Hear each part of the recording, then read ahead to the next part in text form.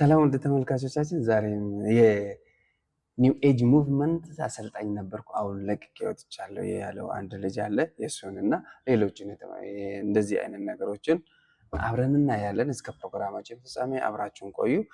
ኒው ኤጅ ሙቭመንት ላይ ብዙ ነገሮችን ፓርቲሲፔት አድርጌያለሁ ወይም ደግሞ ፕራክቲስ አድርጌያለሁ። ብዙ ነገሮችንም አግኝቻለሁ። እሱ ብቻ አይደለም፣ ፍቅረኛም ከፈለግኩ ሌላ የፈለግኩትን መሳብ እችላለሁ እያለ ነበረ። እሺ እስቲ የዚህኛው ልጅና የሰላም አሁን ገና እየገባችበት ያለችዋ የኒው ኤጅ ሙቭመንት ንግግሯ፣ አካሄዷ ልክ ሌላ አድርጋ የምታስበውና ይሄኛው ልጅ ደግሞ ትክክለኛ እምነት ነው አሁን ካለውት ከክርስትና እምነቴ በጣም የተቃረነ እምነት ነው ወይም ደግሞ ሙቭመንት ነው ስላለ በጣም የተቃረነ ነው።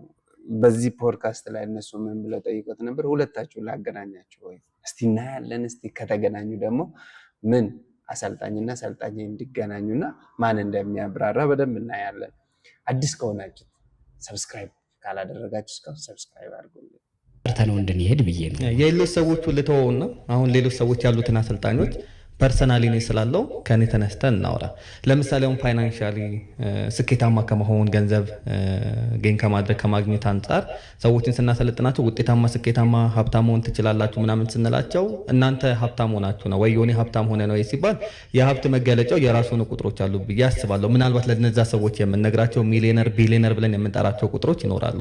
እዛ ጋር ደርሰን ከተባለ ኦቬስ አይደለም ያንን አይነት ቁጥር ያሉ ብሮች ኖሮኝ አይደለም የማገኛቸው። ፐርሰናሊ እንደ አንድ ወጣት እንዳለውበት እድሜ እንደምሰራው ስራ የማገኘው ገቢ ያለኝ፣ የራሴን የቤት ኪራይ እሸፍናለሁ፣ የራሴን የሰራተኛ ብር ከፍራለሁ፣ የምበላውን የምጠጣውን ከራሴን የማደርገው፣ የምለብሳቸውን ልብሶች አደርጋለሁ።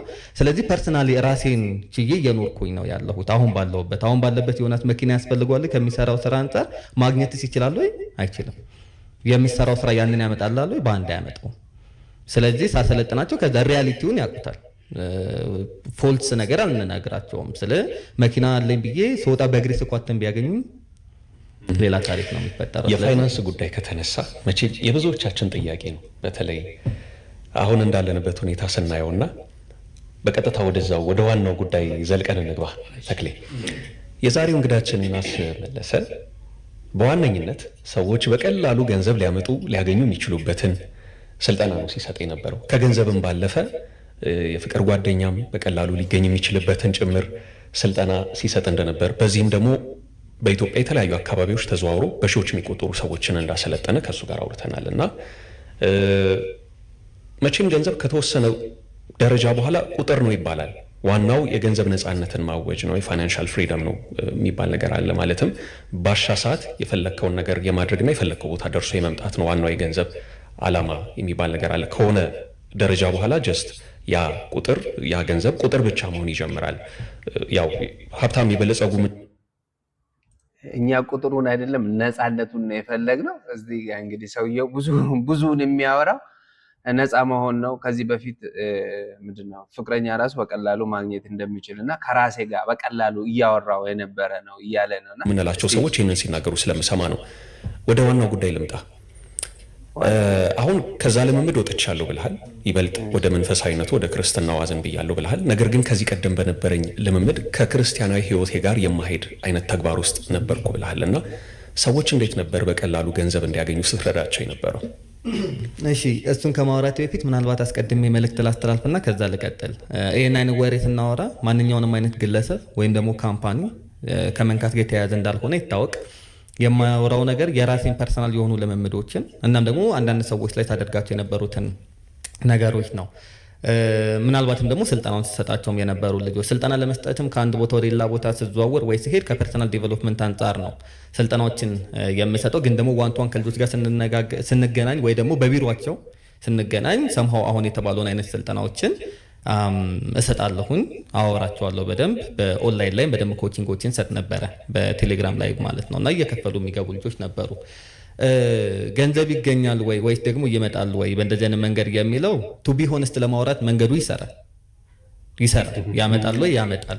እንደው መንገዱ ስንል ያ ትክክለኛው ፕራክቲስ ምን እንደነበረ ገንዘብ ለማምጣት ሲደረጉ የነበሩ ልምምዶች ምንድናቸው የሚለውን በግልጽ ቋንቋ እንንገራቸው። ምናልባት አሁን በተደጋጋሚ አሁን ኖርማል የሆኑ ቃላቶች አሉ እኛ ጋር የተለመዱ ሎ ኦፍ አትራክሽን የሚባል ወይም የስበት ህግ የምንለው እና ሎ ኦፍ አትራክሽን ማለት አንድ ነገር ወደ ላይ ከወጣ ለምሳሌ ወደ ታች ይወርዳል፣ ግራቪቲ ህግ አለው ይባላል። ስለዚህ ሎ ኦፍ አትራክሽንም እንዴት ነው መሰለ የሚሰራው?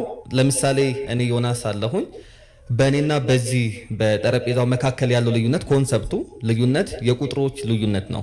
ምን ማለት ነው? እኔን ሰው ያደረገኝ ይህን ጠረጴዛ ደግሞ ጠረጴዛ ያደረገው የኒውትሮን የኤሌክትሮንና የፕሮቶን ቁጥር ልዩነት ነው። ስለዚህ በእኔና በመኪና መካከል በእኔና በገንዘብ መካከል ያለው ልዩነት እነዛ ቁጥሮች ናቸው። ስለዚህ እኔ ከአፌ የሚወጡት ቃላቶች ወይ የማስባቸው ሀሳቦች እነዛ ለምፈልጋቸው ነገሮች የሚሆኑትን ቁጥሮች ማስተካከል ወይም ደግሞ ኢነርጂው ማስተካከል ነው። ከዛም በኋላ ቫይብሬሽን ከዛም በኋላ ያ ነገር ወደ አንተ ይመጣል ነው ይስበዋል ነው የሚሆነው። ይሄ ነገር እውነት ነው እንዴ? አራ ኬሚስትሪ አደረገብን። ኒውትሮን ኤሌክትሮን እያንዳንዱ ይሄንን የሚገልጽበት ወይ ነው። ግን ሲሰራ የሚሰራው የምር በእንደዚህ አይነት መንገድ ነው ወይ ሲባል እኔ አሁን እንደተረዳሁት እንደገባኝ ያለፉትን 4 ዓመታት በእንደዚህ አይነት ፕራክቲሶች ውስጥ ስለነበርኩኝ ዲመኒክ ነበረ። ምናልባት ሜዲቴሽን ከማድረግ ቪዥዋል ከማድረግ ሳይኮሎጂካሊ ሪከመንድ የማይደረጉ ስለሆኑ ሳይኮሎጂ ጭራሽ የማይስማማበት ነው። ሱዶ ሳይንስ ብለን የምንጠራው አይነት ኮንሰፕት ነው። ይሄ አይነት ኮንሰፕት የሚሰራ ግን ደግሞ ሳይንስ ያላረጋገጠው ማለት ነው ሱዶ ሳይንስ ማለት እና ናቸው። አሁን ላይ ሳጣራ ሰው እንዴት ነበረ የሚሰራው? ለምሳሌ ሜዲቴሽን ወደሚባለው ኮንሰፕት እንምጣና ምንድነው ሜዲቴሽን የሚለውን እናውራ። ሜዲቴሽን በሁለት አይነት መንገዶች ይከፈላሉ። ለምሳሌ በሐኪሞች የሚታዘዝ የሜዲቴሽን አይነት አለ። ለምሳሌ ፎከስ ለማድረግ እንቅልፍ ለሚያስቸግራቸው ሰዎች ሀሳባቸውን እንዲሰበስቡ የሚያስደርግ ያንን የሚያስችላቸው አለ። ሁለተኛው ሜዲቴሽን ደግሞ የምንለው ስፒሪቹዋል ሜዲቴሽን የምንለው ነው። ስፒሪቹዋል ሜዲቴሽን ከኢማጂኔሽን ጋር የተገናኘ ነው። ኢማጂኔሽን ስንል ቪዥዋላይዜሽንን የያዘ ነው። ራቱ ሜዲቴሽንም አብሮ የያዘ ነው። አፌርሜሽንን የያዘ ነው። ፕሬይ የያዘ ነው። ወርሺፕ የያዘ ነው። ስፒሪቹዋል ወርሺፖች ማለት ነው። ስለዚህ እግርን አጣምረን ልትቀመጥ ትችላለህ፣ ወይ ወንበር ላይ እንደዚሁ ልትቀመጥ ትችላለህ። ከዛ ለሚመች ቦታ የሚሆንን ትቀመጣለህ። ግን የሚመከረው ብለድ እንዲዘዋወር እግርን አጣምሮ መቀመጡ የተሻለ ነው ይባላል። ስለዚህ እንደዛ ተቀምጠ ላይክ መጀመሪያ ወደ ውስጥህ ነው የምትገባው። ብሪዚንግ ኢን ኤንድ አውት ትሰራለህ። ከዛም በኋላ ላይ ካልም ወደ መሆን ትገባለህ። ከዛ ኢነር ፐርሰናሊቲ ውስጥ ነው የምትገባው ወደ ውስጥ። ያንን ኢነርጂ በደንብ ማዳመጥ በደንብ እንዲመጣ በጣም ሃይ ሌቭል ላይ እንዲሆን ማድረግ ማለት ነው። ከዛ የዛ ጊዜ ላይ ፊልም የምታረጋቸው ነገሮች አሉ። ደም ሲዘዋወር ፊል ታደርጋለህ። የሆነ የሚነዝር አይነት ስሜቶች ይሰሙሃል ውስጥ። አማርኛ ቃል ይኖርለታል ብዬ አላስብም ለመግለጽ እና የሆኑ ግን ፊልም አርምሞ የሚሉት ሰዎች አሉ። ያው ልክ ነው ልክ አይደለም ሌላ ጉዳይ ሆኖ ወደ አማርኛው ሲያቻችሉትና ሲያጠጋጉት አርምሞ ይሉታል። ግን ደግሞ አርምሞም አይደለም የሚል መከራከሪያም ይነሳል።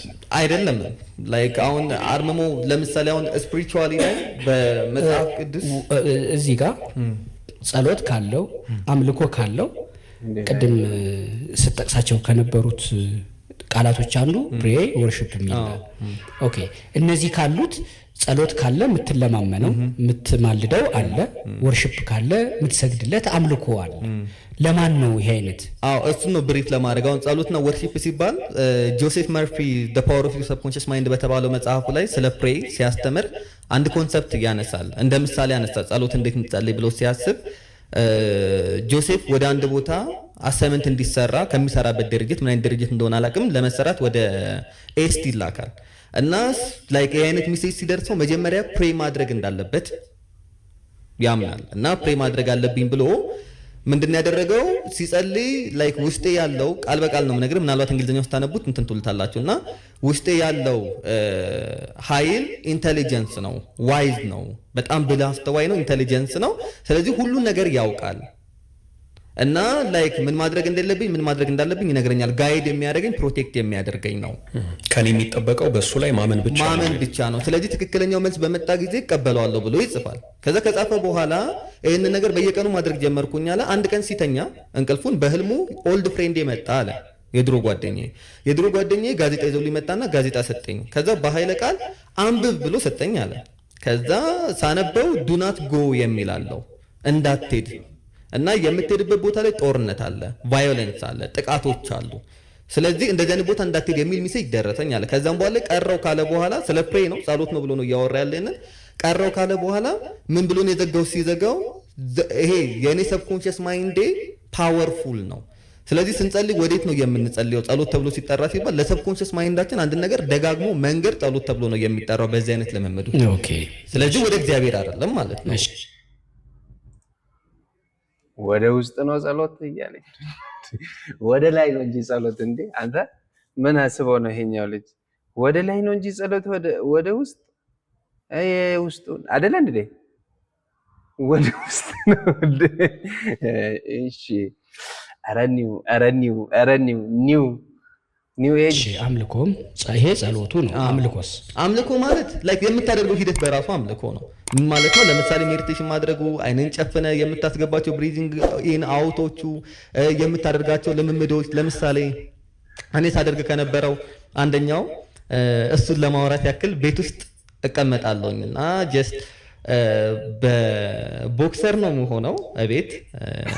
ግዴታ ነው አይደለም? ግዴታ አይደለም። እንደየሰው ሊለያይ ይችላል። ግን ለእኔ ለምን እንደዛ እንደሆነ አላውቅም እና ከሆነ ጊዜ በኋላ ያመጣሁት ልምድ ነው። እንዴት እንደሆነ አላውቀውም። እና ራሴ ከአዳማን የመጣሁት ስላልከኝ እንደው ሙቀቱ እንደዛም ብዬ ነበረ። ምናልባት ስናወራ በስልክ ሙቀቱም ነው ብዬ ነበር አስብ የነበረው ለእኔ ይመስለኝ ነበረው እና አይ ቲንክ ካለፈ በኋላ የገባኝ ጉዳይ ነው እና አሁን ላይ አላደርግም። ሙሉ ልብስ ለብሼ ነው ስተኛ መተኛው ግቢ ውስጥም እና ሳደርግ በቦክሰር ነው የምሆነው። ከዛ ቤቴን አጸዳለው። ጭሳጭስ ማለት ሰንደል ምናምን ጥሩ መዓዛ እንዲኖረው ያን አደርጋለሁ። ጭሳጭስ ስለነቱ ነው። እሱን አደርግና ከዛ እግሬን አጣምሬ እቀመጣለሁ መሬት ማለት ነው። ከዛ እግሬን አጣምሬ እቀመጥና መጀመሪያ የማደርጋቸው ፕራክቲሶች አሉ ላይክ ሪላክስ እንዲያደርግ ቦዲ። ለምሳሌ እጄን እቀመጣለሁ እግሬን አጣምሬ እንዴት ላሳይ? እጄ ወደ ላይ አደርጋለሁ፣ ከዛ ወደ ታች አደርጋለሁ፣ ከዛ በወገቤ ወደ ታች ወርዳለሁኝ። ሪላክስ ማድረግ ነው የሚመስለኝ ለእኔ ማለት ነው። እና በዛ ሰዓት ላይ ግን ማይንዴ ወደ መሰብሰብ ይመጣል፣ ወደ አንድ ቦታ ፎከስ ወደ ማድረግ ይመጣል። ከዛም በኋላ ላይ ትንፋሽ ወደ ውስጥ ማስገባት፣ ወደ ውጭ ማስወጣት በደንብ እነሱን ሰራለሁ።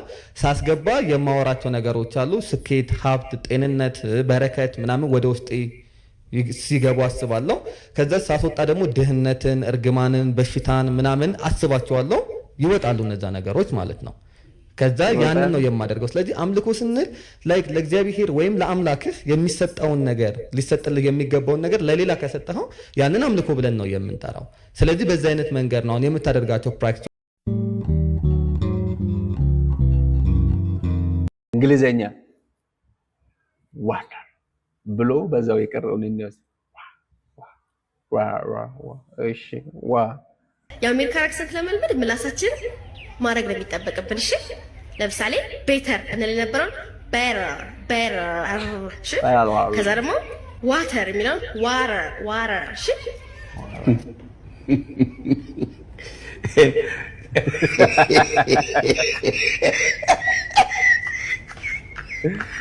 አይ ነው ይሄ ልጅ ከ600 591 ነው ያመጣው። ሰው እንዴት 9 ጥያቄ ብቻ ይሳሳታል? ከ600 ማለት ነው። በጣም ነው የገረመኝ። በነገራችን ላይ እኔም 592 ነበር ያመጣሁት፣ ግን ያው ከ700 ነበረ። ብቻ ቺን ፖስት ሶሻል ሚዲያ ላይ ስትዘዋወር አየሁኝ። 537,000 አዳዲስ ሰዎች ወደ ቲክታክ ዛሬ ተቀላቅለዋል የሚል ፖስት አይቼ ይሄ ነገር እንዳይሸውዳችሁ ጋይስ፣ እኔ በጥሩ ውጤት ነበር ዩኒቨርሲቲ የገባሁት።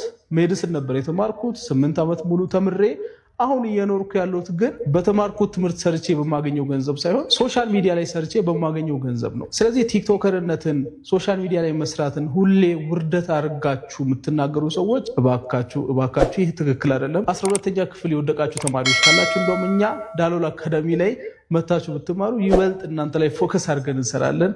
ኑ ተማሩ፣ ሶሻል ሚዲያ ስሩ። ትምህርታችሁንም መቀጠል ትችላላችሁ። ግዴታ ዩኒቨርሲቲ ገብቶ መማር ብቻ አይደለም እኮ ትምህርት። ሌላ ትምህርቶችን፣ አጫጭር ኮርሶችን መውሰድ ትችላላችሁ።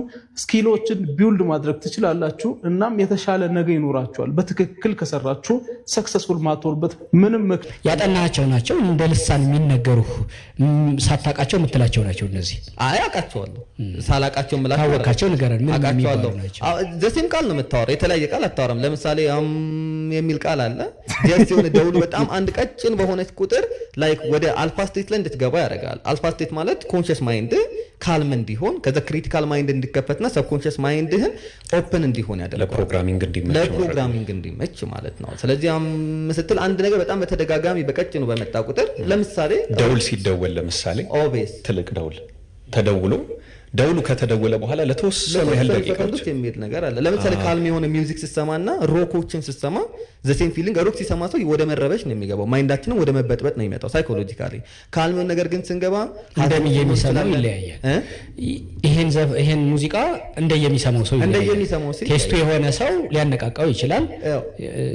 ለምሳሌ አሁን በጣም እንትንን የሀዘን ዘፈንን በሮክ ቢሰራልህ ሮክ ዘፈን ለምሳሌ ማለት ሮፍናን ቢሰራው የሀዘን ዘፈንን እንደማለት ነውና ወይ ደግሞ ጥልዬ ቢሰራው ቀደም ስትል ስለነበርና ጥላውን ቢሰራው የሀዘን ዘፈንን ላይክ የትኛው ሞር ወደ ሀዘን ውስጥ ወደ ዲፕ እንድትገባ ያደርጋል።